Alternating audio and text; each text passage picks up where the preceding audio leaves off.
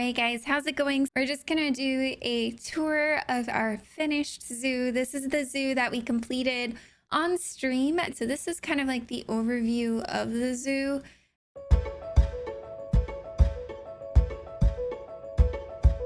Come through the gates and you've got the Funky Town Panda Zoo.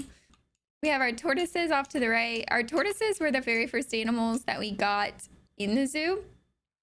So I'm happy that we've kept them, and we've changed up their pen so much from when we first started. So it's kind of cool to see the finished product from where we came from. This here is our security office for our officers. We recently added that. I think that was like one of the last things we added was the security office, which probably shouldn't have been the last thing we added, but it was. So if you go through here, our tortoises are, speaking of security, hello.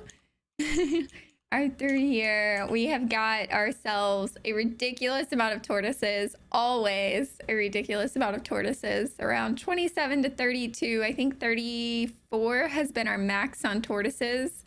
But yeah, we've had a ridiculous amount of tortoises. We did have to enclose their pen a bit more. It used to go all the way out to, can you guys see my mouse? Yeah. It used to go all the way out to this side, but then I added this river cruise thing, like when we were 70% done with, 70% done with the zoo.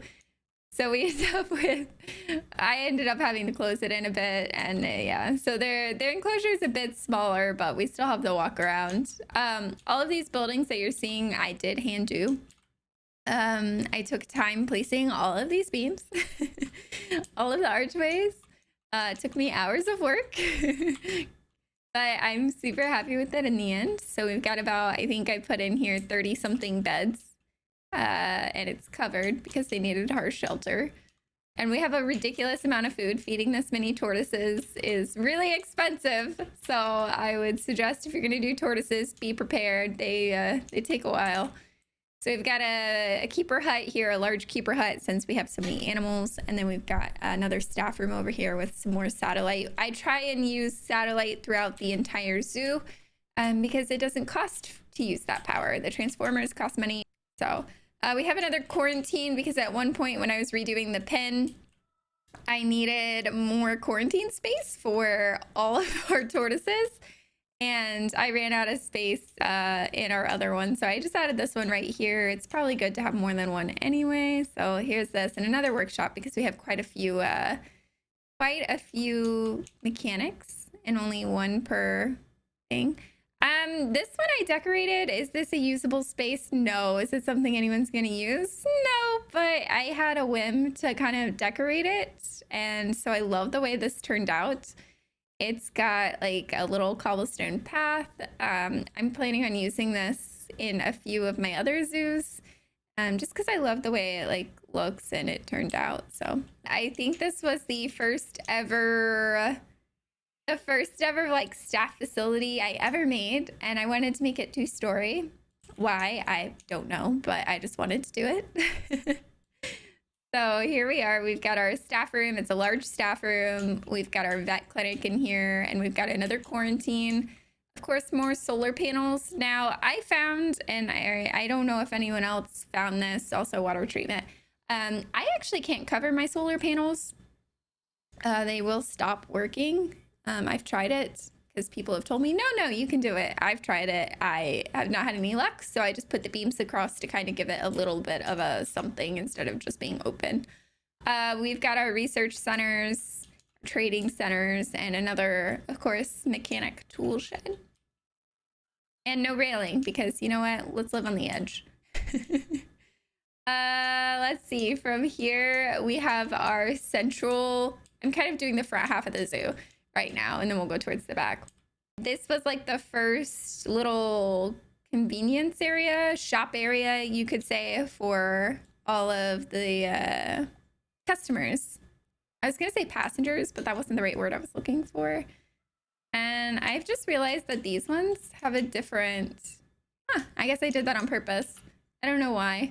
They've got the brown instead of they've got the wood. I don't know, guys. I'm probably gonna change that after this video. You can tell I really like using beams. I don't know. I just love them.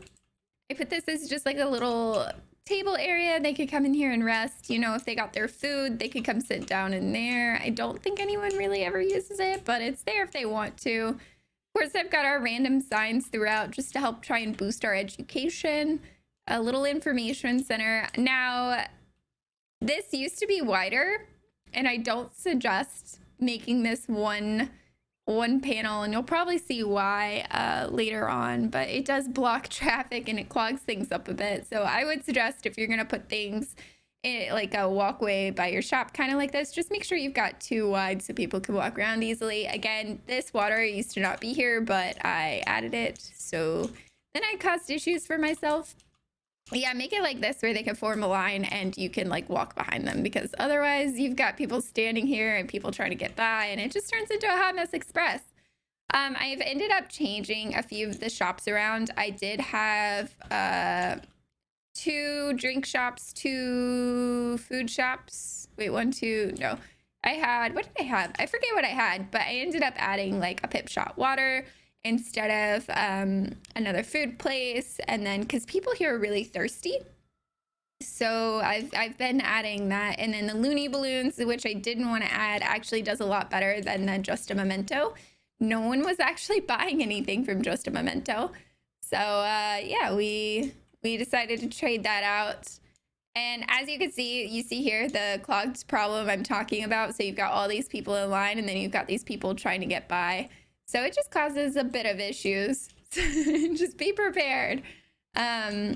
Here I ended up doing more drink stands and taking out the shop, because the shop that was over here by this Pip Shop wasn't doing anything.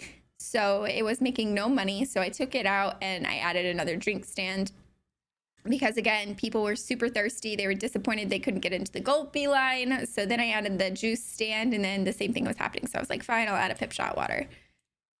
This is just like a clone of the other side. However, in here, instead of picnic tables and stuff like that, we've got ATM machines. So it's kind of like our central ATM location.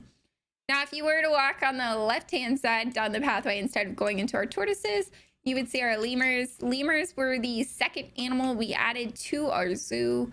We did have ring-tailed lemurs, and then I ended up merging them with the red puffed lemurs. Red ruffed, not puffed. I always say puffed. It's red ruffed lemurs. And I ended up trading them over because our lemurs were starting to do some incest, and they weren't as appealing. They weren't worth a lot. Their genes weren't great. So I did away with our lemurs and brought in some new ones. And we have a new process in place for that. And this is just like the little boathouse I made for the boat ride. It's nothing too fancy. It's just to cover the little thing. And I wanted it pretty because it's right here by the front. If you go to our lemurs, we've got our nice walkway for them. This wasn't originally like this. It used to be, you guys, this pin has actually stayed the same shape. I haven't changed anything about this pin, the barriers at all. The walkway used to be where this walkway goes straight across. That used to be it. It used to be flush with the ground. And then I wanted something more interesting. So that is when I raised it up and we did the circle around the tree so people could kind of do like a walk-through lemur situation. And it's fun because sometimes the lemurs jump up on top of the roof up here, and the people get to see a really close-up view. So this works out. Sometimes the lemurs get a little bit stressed, but then they just hide underneath the walkway and they feel better. Yeah. And then over here, we've got our keeper hut. I always try and put the keeper hut next to the door just to make it easier and there's not too much running around, because when your animals are hungry and they're starving, the last thing you want is your keeper to have to run all the way to the other side of the zoo to get food for your animals. So we have a lot of keeper huts. We have another staff area over here. I just copied the building. Staff area, another large keeper hut. This keeper hut is specifically for the gorillas, and this keeper hut over here is going to be for our bears. The gorillas were actually our third animal, and they've been fairly simple. I've kind of not really paid them too much attention just because they haven't needed it. They're really simple. You just give them everything they need, and They are happy little clams. I made this weird mound. I just raised it up and made like a cave, but I didn't realize how many gorillas we were going to need because of the population. So I ended up having to add a secondary hut over here. This is where I really started testing the terrain tool. I'm not the best with terrain, so I was definitely trying to add just a little bit of interestingness to it. And then you've got, of course, your information boards and your information speaker. Our fourth animal that we added was actually the bears. So I started going around the right side of the zoo. And when we get in here, again, I was going ham with the terrain tool. I was really trying to make something interesting. I wanted to make it so like people would walk underneath the cave to look in to see the bears. I thought that'd be a fun thing, but people weren't using it and they were complaining about the view. So then I added just like from the walkway, a walk up into the bear enclosure. I added like a whole bunch of trees and foliage. This is when I got really into the trees and doing like super decoration with that. And so I went back and did everything else with the zoo for trees and everything.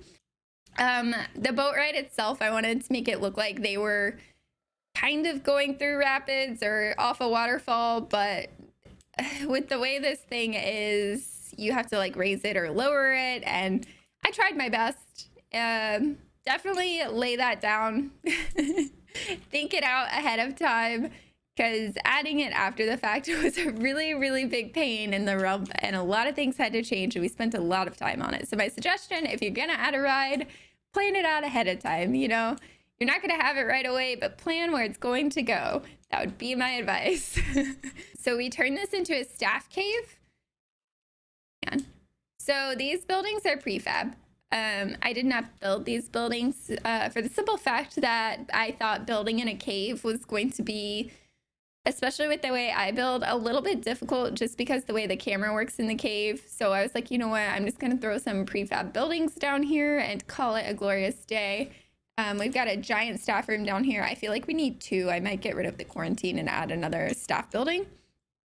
But we've got another vet clinic down here. And just because on this side of the zoo, we have the crocodiles, bears, and pandas. And if they hurt themselves, they would have to run really far to get them to a vet. So like the surgery. So I was like, you know what? I'll just throw one down in the cave. In here, we've got our exhibit hall. So our critters are in here. Sorry, guys. Our critters are in here. We've got some frogs, some Gila monsters, some green lizards, snakes on this side. A whole bunch of information boards because, again, learning is key. We also added speakers. They're hidden behind the donation bins. We added speakers at each little exhibit to try and help with the knowledge and education. But this is going to be Critter Hall right here. This was the last building we made. And actually, funny story, these three buildings were part of, and it's actually in a YouTube video, so you guys can go check it out. It was a 2-story giant building. I ended up tearing down the whole building because I could never figure out a roof for that building, and it was driving me crazy, and I just didn't like it. And I was like, I've got to change it. So I ended up changing it to these 3 buildings. So we've got a food center right here. We've got our critter hall, and then we've got our gift shop. Again, these were the very last buildings that I did, were these center buildings. Now the gift shops changed a bit. These used to be 2 information centers, but it seemed to not really be helpful. So I changed this to a Looney Balloons and 1 information center. And then we've got our Pip Shot over there, our Hat's Fantastic, and some bathrooms on this side so people can use the bathrooms. We've got information boards galore because guess what? We were really lacking in education, which I don't know how, but we were. So we made sure to get some more education in this building as they're walking through. I just kind of copy what I did on one side to do to the other. They're not exactly the same, but that's okay. The next building we did, the second to last building we did, was going to be the food center. Now, I love this building so much. I wasn't prepared for it to turn out the way it has, and I absolutely love this building. we've got all of our food on the left-hand side, and then we've got all of our drinks on the right-hand side. Another walkway, so they don't have to walk all the way around. I was going to try and put an ATM center in here, but because of the way this corner was, I ended up deleting this corner and just adding like a funny little thing right there. But we've got a few ATMs in here, just some decorations and stuff, and a couple of tables for people to sit down. That's always important. These were the last animals in here, our pandas, which I love our pandas so much. Their pen, I feel like, is a little lackluster. I didn't do too much with the terrain, but they're happy with it. I did a few plants here and there, but I didn't deck it out like some of them. But yeah, just our little floofy pandas. They're so cute. These make me so happy. They're so freaking adorable. So this is our croc pen. The boat ride comes through it. I had to put, this is not the most beautiful thing, but I had to put a rock here to stop the baby crocs from getting out. I had one, our very first baby crocodile, she got out at least 4 times, so that's $4,000 I spent capturing her. People are dirty. There's a trash can right here, but laziness, okay. A weird note about this, I did have the boards on the inside as well, but it kept telling me that it wasn't appropriate to the pen. So I put the boards along the outside, and the problem is now over. I do not get that issue anymore. It was really, really weird. I'm not sure why it does that. But yeah, so if you have a walk around like this, just make sure you put the boards on the outside, because if you put them on the inside, it's gonna keep throwing errors. This was added after the crocodiles. This was completely unplanned. I never planned on having another pen here. The pins along the outside were kind of what I envisioned. These are the Chinese, I can never say, pangolin. I feel like I said that so wrong, you guys, and I'm sure I did. But these little things are so adorable. They just had their first little, I want to call it a cub, but it's not a cub. Their first little babu. Here it is. It's so tiny. Look. Oh my God, these things are so cute. They remind me kind of armadillos, but I thought perfect since our zoo is in Asia. I was like, this is adorable. It's perfect. Let's do it to it. And so I added them. This was my very, very first zoo. I never played Planet Coaster. I used to play The Sims. So for me, I don't know. I tried to make it realistic in a way. I tried not to do anything too overly crazy. I am honestly so happy and proud with the way this zoo turned out. So much feedback and stuff just from doing this on stream. You know, if I was really struggling with something, y'all gave me tips and tricks. So I appreciate it so very much. And I appreciate you guys being so patient with me in building it, because I know it took us like a month and a half to 2 months to complete. But I am so unbelievably happy with our very first zoo, and I cannot wait for us to finish our Arctic Zoo, which we started on this week. Once we finish that on stream, I will do a tour of the Arctic Zoo as well. Speaking of stream, we stream on Twitch every Monday, Wednesday, and Friday at 11 a.m. Eastern Standard Time. Sundays, we have our book club starting at 8 p.m. Eastern Standard Time. And yeah, we try and put out videos on YouTube every Thursday. So hit that like button so you get those notifications. Again, thumbs up if you like the video, and don't forget to subscribe. I love your faces. You guys are amazing. Thank you so much for stopping in and watching the video.